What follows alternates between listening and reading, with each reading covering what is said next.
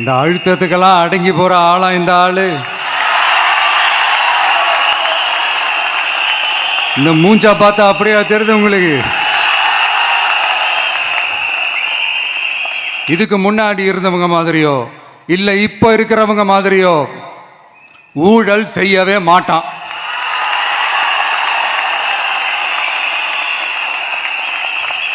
ஒரு பைசா தொட மாட்டான். எனக்கு அது அவசியமே இல்லை. புரிஞ்சுங்களா உங்களுக்கு? எனக்கு அதை தொட வேண்டிய அவசியமே இல்லை. இப்படி எதுக்குமே ஆசைப்படாத ஒருத்தன் அரசியலுக்கு வரான் அப்படின்னா, அவன் கண்ணு முன்னாடி ஏதாவது ஒரு தப்பு நடக்குது அப்படின்னா, அவன் கண்ணு முன்னாடி ஏதாவது இந்த மாதிரி ஒரு ஊழல் நடக்குது அப்படின்னா, அதை பார்த்துக்கிட்டு அவன் சும்மா இருப்பான்னு நினைக்கிறீங்க?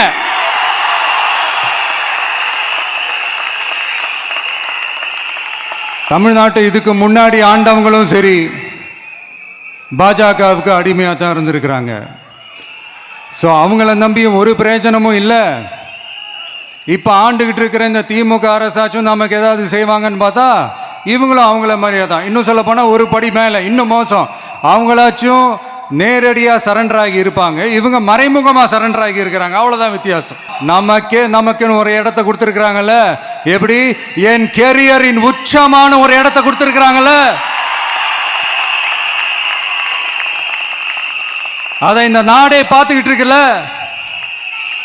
ஏன் அப்படி எனக்கு அந்த இடத்த கொடுக்கணும்? ஏன்னா நீங்க எல்லாரும் சுதந்திரமா செயல்படணும், சுதந்திரமா செயல்பட விடணும்.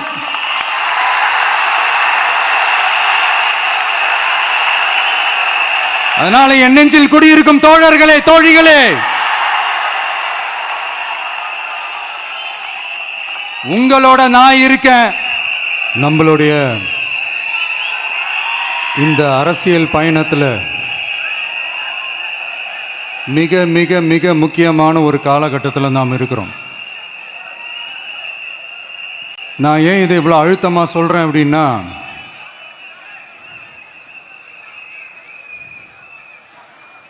ஏதோ அழுத்தம் இருக்குமோன்னு நினைக்கிறீங்களோ? அழுத்தமா? நமக்கா?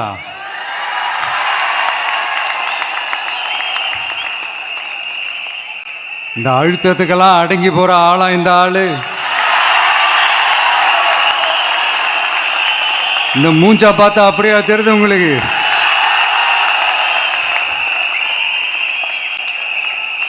அதனால் அப்படியெல்லாம் நடக்காது. அதுவும் முக்கியமாக நம்ம கிட்ட அதெல்லாம் நடக்கவே நடக்காது. ஆனால் அழுத்தம் இருக்குதான்னு கேட்டிங்கன்னா இருக்குது. அது நான் இல்லைன்னு சொல்ல வரல. நமக்கு இல்லை, மக்களுக்கு. தமிழ்நாட்டை இதுக்கு முன்னாடி ஆண்டவங்களும் சரி பாஜகவுக்கு அடிமையாக தான் இருந்திருக்கிறாங்க. ஸோ அவங்கள நம்பியும் ஒரு பிரயோஜனமும் இல்லை. இப்போ ஆண்டுகிட்டு இருக்கிற இந்த திமுக அரசாச்சும் நமக்கு ஏதாவது செய்வாங்கன்னு பார்த்தா இவங்களும் அவங்கள மாதிரியே தான். இன்னும் சொல்ல போனால் ஒரு படி மேலே, இன்னும் மோசம். அவங்களாச்சும் நேரடியாக சரண்டர் ஆகி இருப்பாங்க, இவங்க மறைமுகமாக சரண்டர் ஆகி இருக்கிறாங்க. அவ்வளோதான் வித்தியாசம். அதனால நீங்க பார்த்தீங்கன்னா அவங்களோட அந்த வேஷம் கலைஞ்சிடக்கூடாதுன்றதுக்காக இந்த கலரா கவர்ச்சிகரமான இந்த அறிவிப்புகள்லாம் வெளியிடுறாங்க. நோட்டீஸ் பண்ணியிருப்பீங்கன்னு நினைக்கிறேன்.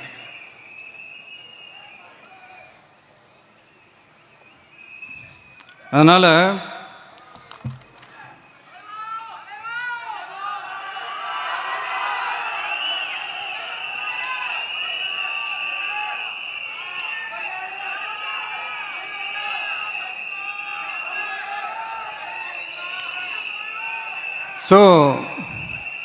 இவங்க எல்லாரும் இப்படியே இருக்கிறாங்களே, நமக்காக உண்மையாக உழைக்கிறதுக்கு யாராச்சும் வந்துட மாட்டாங்களா அப்படின்னு மக்கள் ஒரு விதமான அதை வெளியில் சொல்ல முடியாத ஒரு அழுத்தத்தில் இருக்கிற நேரம் இது.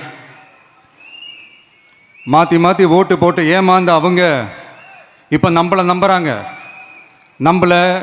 நம்மளுடைய இந்த தமிழக வெற்றி கழகத்தை இந்த விஜய் கூட நிற்பான்னு நம்புகிறாங்க.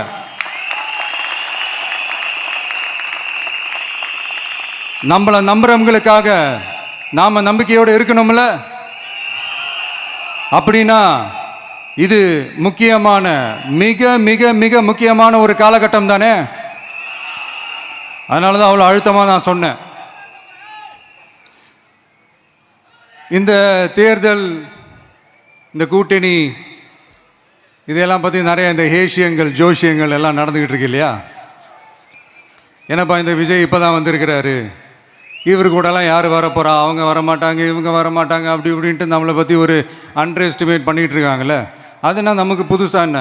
30 வருஷமாக நம்மளை அண்டர் எஸ்டிமேட் பண்ணிட்டு தான் இருக்கிறாங்க. ஆனால் மக்கள் கரெக்டாக நம்மளை எஸ்டிமேட் பண்ணி ரொம்ப அழகாக, ரொம்ப அக்கறையாக, ரொம்ப தெளிவாக, ரொம்ப தீர்க்கமாக நமக்குன்னு ஒரு இடத்த கொடுத்துருக்குறாங்கல்ல. எப்படி? என் கேரியரின் உச்சமான ஒரு இடத்த கொடுத்துருக்குறாங்கல்ல.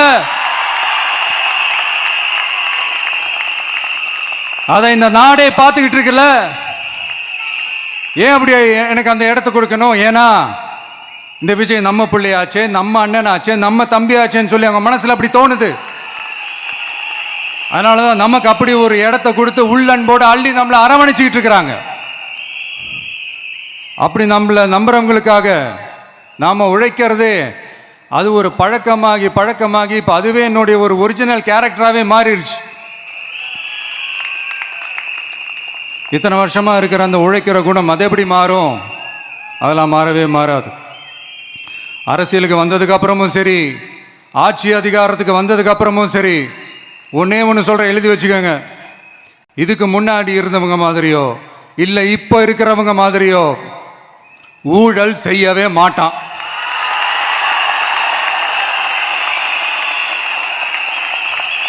ஒரு பைசா தொட மாட்டான். எனக்கு அது அவசியமே இல்லை. புரிஞ்சுங்களா உங்களுக்கு? எனக்கு அதை தொட வேண்டிய அவசியமே இல்லை.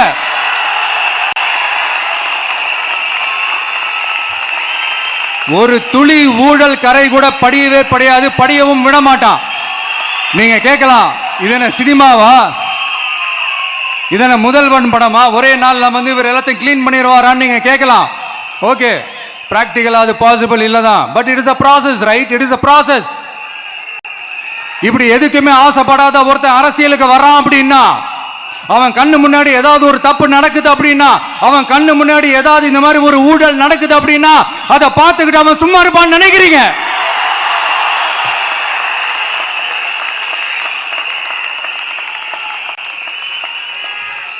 அதனால இந்த தீய சக்தியா இருக்கட்டும், இந்த ஊழல் சக்தியா இருக்கட்டும், ரெண்டு பேரும் தமிழ்நாட்டை ஆண்டவை கூடாது. அப்படிப்பட்ட இந்த கட்சிகளை உண்மையா தில்லா எதிர்க்கிற அந்த கட்ஸும் கெத்தும் நம்ம கிட்ட மட்டும்தான் இருக்கு.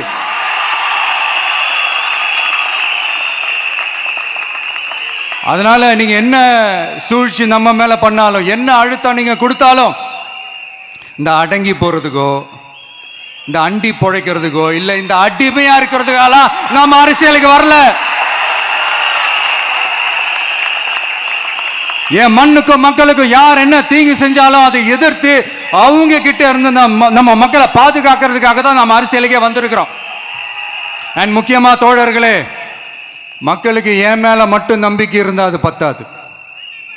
என் கூட டிராவல் பண்ற என்னோட எல்லா தோழர்கள்கிட்ட அந்த நம்பிக்கை வரணும்.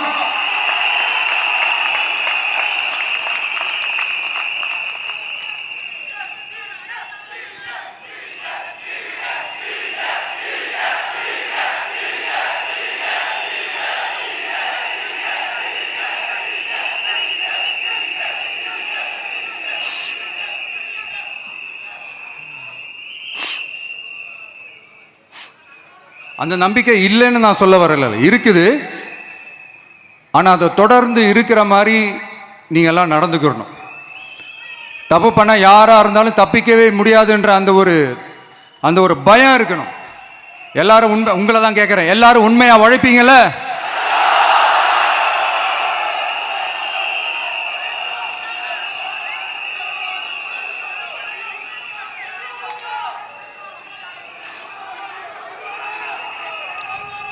யாருக்காகவும் எதுக்காகவும் நம்மளோட அரசியல காம்ப்ரமைஸ் பண்ணிக்கவே கூடாது. செய்வீங்கல்ல?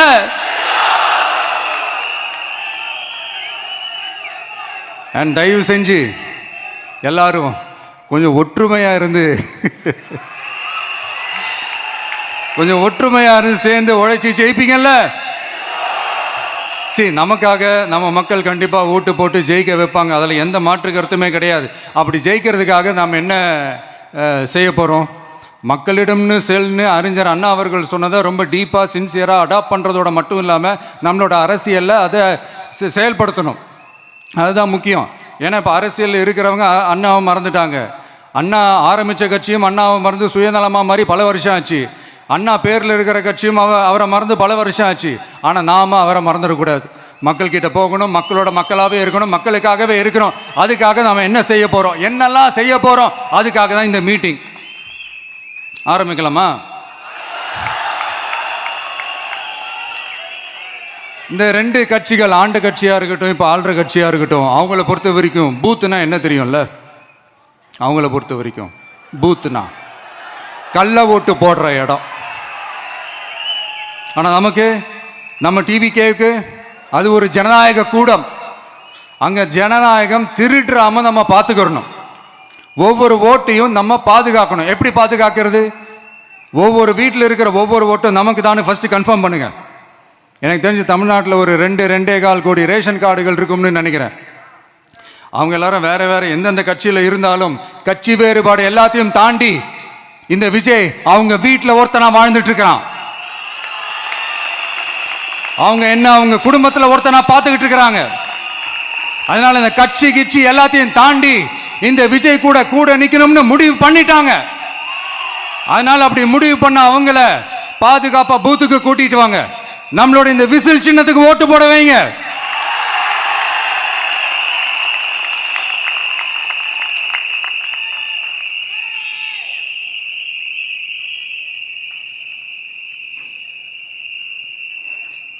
ஒன்றியம், நகரம், பேரூர், பகுதி, கிளைன்னு இங்க வந்திருக்கிற நம்மள எல்லார் நிர்வாகிகளும் தான் நம்ம கட்சியினுடைய ஆணி வேர்.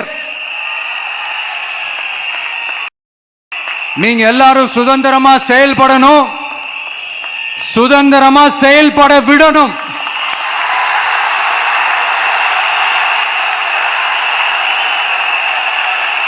நீங்க ஒவ்வொருத்தரும் எனக்கு முக்கியம்.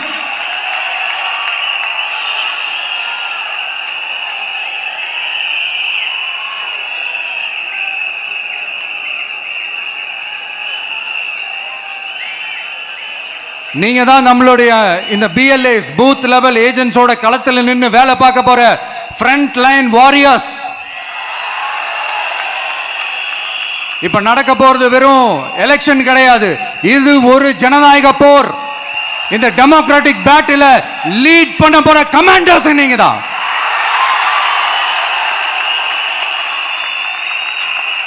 நான் ஏன் இது எவ்வளவு ஸ்ட்ரெஸ் பண்ணி சொல்றேன் அப்படின்னா, இந்த தீய சக்தி எப்படி,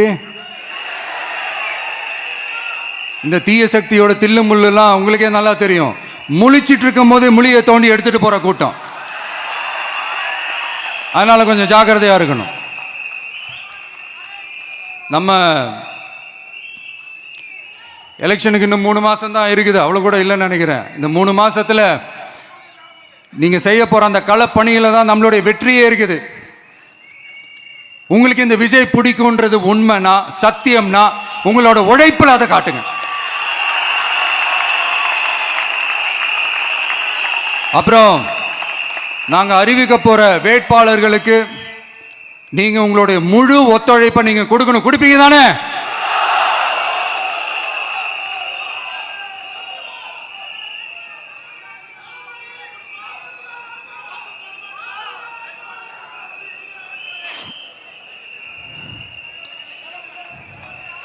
உங்க எல்லாரையும்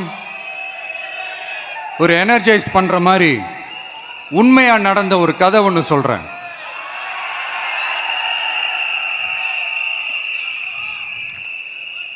சொந்த நாட்டையே ஒரு கூட்டம் அபகரிக்குது. சொந்த நாட்டிலேயே இருக்க முடியாத அளவுக்கு ஒரு நெருக்கடி ஏற்படுது. ஸோ வேற வழி இல்லாமல் அந்த நாட்டை விட்டே வெளியே போய் வேற ஒரு இடத்துக்கு போய் காடு மலை அப்படி இப்படின்னு சுற்றி மறைஞ்சு வாழ வேண்டிய ஒரு சூழ்நிலை ஏற்படுது. என்னடா இப்படியே ஓடிக்கிட்டு இருக்குமேன்னு சொல்லிட்டு தன்னோட நட்பு சக்திங்க கிட்ட பேசி ஒரு பெரும் படையை திரட்டிக்கிட்டு அதிரடியாக ஒரு போரை நடத்தி அந்த நாட்டையே திருப்ப மீட்டு எடுத்தது யார் தெரியுமா? நம்ம கொள்கை தலைவர்களை ஒருத்தரான ராணி வேலு நாச்சியார் அவர்கள் தான். அவங்களுக்கு அந்த நட்பு சக்தியா கூட இருந்து உழைச்சது சின்ன மருது, பெரிய மருது, சையது, கார்கின்னு சொல்லிட்டு அந்த 3 பேரும் தான். ஆங்கிலேயர் படை, ஆற்காட்டு படை மாதிரி அந்த 2 பெரும் படையை அடிச்சு துவம்சம் பண்ணிட்டு அந்த நாட்டையை திருப்பி மீட்டு எடுத்தது வேலு நாச்சியார். அன்னைக்கு இருந்த ஆங்கிலேயர் படை, ஆற்காட்டு படை மாதிரி இன்னைக்கு என்னென்ன படை இருக்குதுன்னு உங்க எல்லாருக்குமே நல்லா தெரியும். அதனால அந்த 2 படை மட்டும் இல்ல, இன்னும் எத்தனை படை வந்தாலும் எதிர்த்து நின்று ஃபேஸ் பண்றதுக்கு ஒரு நல்ல தலைமையும் இத்தனை சக்திகள் என் கூட இருக்கும் போது, இத்தனை சின்ன மருது, இத்தனை பெரிய மருது, இத்தனை சையது, கார்கிகள் என் கூட இருக்கும் போது நம்ம நாட்டை நம்மளால மீட்டெடுக்க முடியாதான?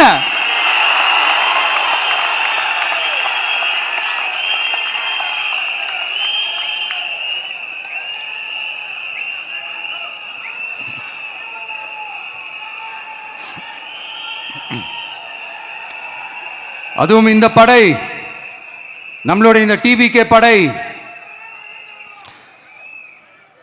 நட்பு சக்தி இருந்தாலும் இல்லைனாலும் தனியாவும் நின்று கெத்தா ஜெயிக்கிற அளவுக்கு ஒரு மிகப்பெரிய படை. அதுலயும் ரொம்ப முக்கியமா இன்னைக்கு இந்த கூட்டத்துக்கு வரலனாலும் நான் அந்த போர்ல நடந்த அந்த கதை மாதிரி கட்ஸான குயில்கள் நிறைந்த பெண்கள் படையும் நம்மளோட இருக்கிறாங்க. அந்த பெண்கள் படையை பார்த்துதான் அரசியல் அரங்கமே அதிர்ந்து போயிருக்குது. அதனால எல்லாரும் ஒரு நிமிஷம் எனக்காக எந்திரிச்சு நில்லுங்களேன் ப்ளீஸ். நான் சொல்றதை கொஞ்சம் ரிப்பீட் பண்ணுங்க. இந்த 2026 சட்டமன்ற தேர்தல்ல நாம எல்லாரும் உண்மையாக உழைப்போம், சத்தியமாக உழைப்போம், உறுதியாக உழைப்போம், ஒற்றுமையாக உழைப்போம். தேங்க்யூ. Please sit down.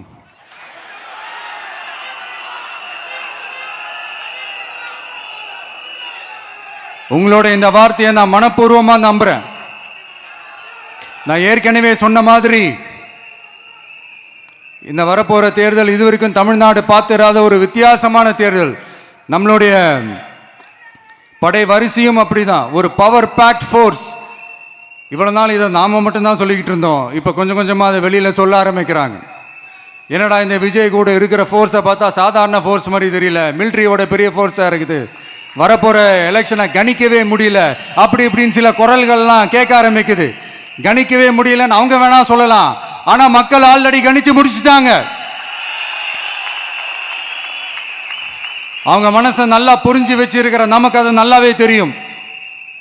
அதனால இந்த எலெக்ஷன் ரிசல்ட்டுக்கு அப்புறம் இந்த தீய சக்தி கிட்ட இருந்தோம், இந்த ஊழல்வாத அடிமை சக்தி கிட்ட இருந்தோம் தமிழ்நாட்டை மீட்டுட்டோம்னு உறுதியா அறிவிப்போம். அதுல என்ன மாற்று கருத்து கிடையாது. அதனால என் நெஞ்சில் குடியிருக்கும் தோழர்களே, தோழிகளே, உங்களோட நான் இருக்கேன், நம்மளோட நம்ம மக்கள் இருக்கிறாங்க. இதுக்கு மேல என்ன வேணும்? கான்பிடண்டா இருங்க, நல்லதே நடக்கும், வெற்றி நிச்சயம். மீண்டும் சந்திக்கும் வரை நன்றி, வணக்கம்.